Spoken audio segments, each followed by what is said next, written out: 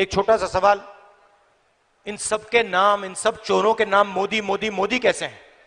ನಿಮ್ಮ ಮುಂದೆ ಒಂದು ನನ್ನ ಸಣ್ಣ ಪ್ರಶ್ನೆ, ಈ ಎಲ್ಲ ಕಳ್ಳರ ಹೆಸರು ಕೂಡ ಮೋದಿ ಮೋದಿ ಮೋದಿ ಅಂತ ಯಾಕೆ ಬರ್ತಾ ಇದೆ? नीरव मोदी, ललित मोदी, नरेंद्र मोदी, और अभी थोड़ा ढूंढेंगे तो और बहुत सारे मोदी निकलेंगे। ये वीडियो आपने सुना, इसमें राहुल जी ने कहाँ कहा है कि सारा मोदी समुदाय चोर है? कहीं भी नहीं।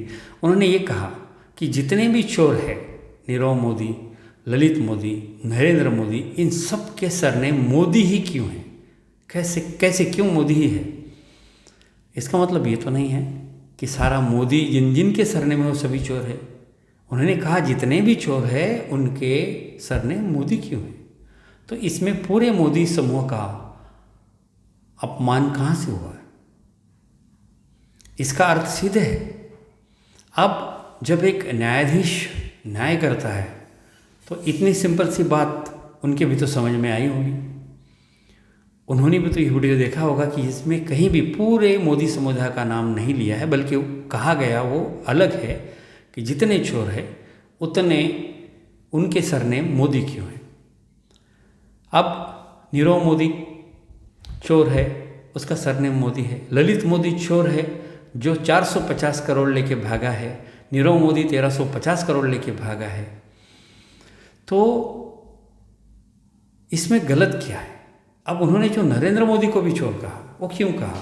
क्योंकि नीरव मोदी ने विदेशों के न्यायालयों में स्टेटमेंट दिया है कि मैंने केवल 32% लाया है, बाकी का जो 68% है वो मैंने बीजेपी वालों में बांट दिया है।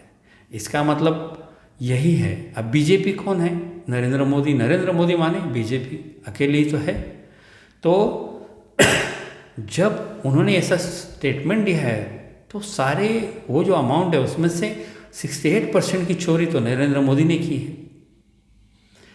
तो उन्होंने यही तो कहा है कि जितने भी चोर हैं उन सब का सरनेम मोदी क्यों है? नरेंद्र मोदी भी चोर है इन दोनों के साथ में।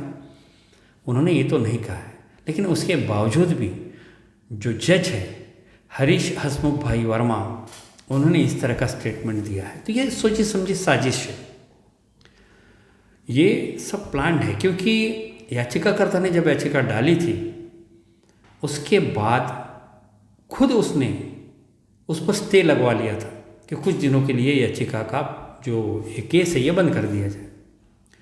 उसके बाद जैसे राहुल जी ने संसद में कहा कि अडानी और मोदी का रिश्ता क्या है, अडानी ने जो फ्रॉड किया उस पर मोदी जी कार्रवाई क्यों नहीं करते, अमका ढमका कंपनी में 20,000 करोड़ किसका है, तो ये जो सारे अडानी पर सवाल पैदा किए जा रहे थे, मोदी का जो सच सामने लाया जा रहा था, इस वजह से मोदी जी को तकलीफ हो रहा था।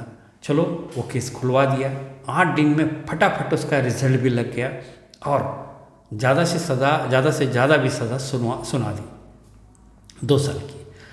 वो इसलिए कि 2 साल की सज़ा जिसको हो जाती है उसका राज्यसभा का, लोकसभा का सदस्यत्व रद्द हो जाता है और आगे वो 6 साल चुनाव भी नहीं लड़ सकते। तो इस तरह से इनको राहुल जी को रास्ते से हटाना था।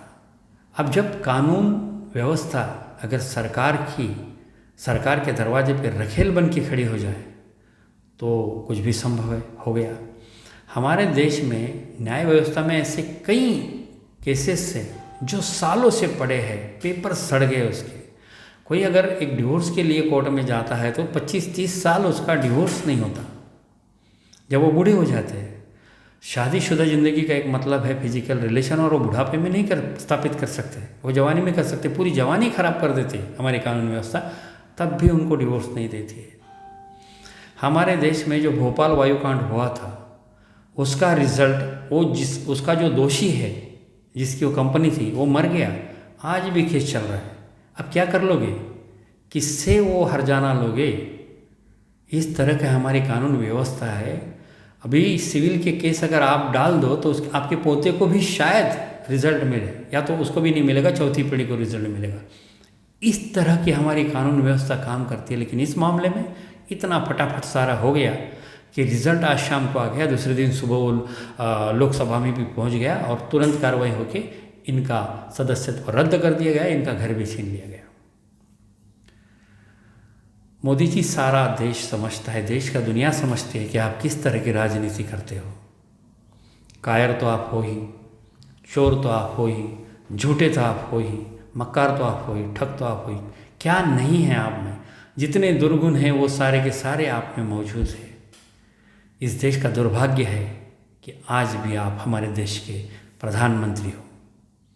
अभी जो पोस्टर लगे हैं मोदी हटाओ देश बचाओ, आपने पटापट 1 घंटे में 138 केसेस दर्ज करा के छोटे मोटे लोगों पर कार्रवाई करना शुरू कर दी, क्योंकि उन्होंने आपके खिलाफ एक नारा लगाया था। अब पूरे देश में ये नारा लग रहा है मोदी हटाओ देश बचाओ, कई जगह बैनर लग रहे हैं। अब क्या करोगे? ये जनता बहुत बड़ी है मोदी जी, आप उसके सामने कुछ भी नहीं। इसके पहले भी हिटलर, मुसोलिनी, इन्होंने इस तरह का ही कोशिश किया था, लेकिन सफल नहीं हुए। आप भी इस देश के तानाशाह बनने में सफल नहीं होंगे, इस देश का लोकतंत्र खत्म करने में सफल नहीं होंगे। आपने जो आज तक किया और जो आगे करने वाले हो, उसका जो रिजल्ट है एक दिन सामने आएगा। खैर, अभी तो जनता को समझना है आगे क्या करना है। अगर जनता इस सपने में है कि हम अभी आगे मोदी जी को वोट नहीं देंगे और कांग्रेस को वोट देंगे, राहुल गांधी जी को जिताएंगे, सोनिया गांधी जी को जिताएंगे, प्रियंका गांधी जी को कुछ तो ऐसा कुछ नहीं होगा। आप चाहे वोट किस पर भी दो, किसे भी दो, जब तक ईवीएम रहेगी तब तक मोदी ही चुनाव जीतेगा, क्योंकि उनके पास पूरा ईवीएम का सेट है और ईवीएम मैनेज करके वो लोग सत्ता में आते हैं। अब मोदी जी आपने जितने फ्रॉड किए हैं, आपकी डेट ऑफ बर्थ का पता नहीं है, आपने तो चुनाव आयोग को लिख कर दिया कि मेरी शादी ही नहीं हुई है, उसके बाद आपकी शादी भी हुई है, आपकी डिग्री फ्रॉड है। आपने कितना देश का सोना गिरवी रखा किसी को पता नहीं, आपने देश पे कितना कर्जा लिया किसी को पता नहीं है, आपने अडानी को कितने सारे देश की, अंबानी को, अडानी को कितनी राष्ट्रीय संपत्ति बेच दी अनगिनत, वो भी कचरे के धाम में। ये सारे जो गुनाह हैं ये सज़ा के काबिल नहीं है, लेकिन उसके बावजूद भी आप प्रधानमंत्री बने हो और किसी ने एक छोटी सी बात क्या कह दी, वो गुनहगार हो गया। दे देना, ये जो हरीश हसमुख भाई है इनको भी राज्यसभा दे देना या और कुछ बड़ा पद दे देना, जैसे रंजन गोगोई को दिया है। जो रंजन गोगोई ने पूरे दुनिया के सामने हमारी कानून व्यवस्था को झुका दिया है, सर झुका दिया कानून व्यवस्था का। इस तरह से इस भाई साहब ने भी, हरीश हसमुख भाई ने भी वही काम किया है।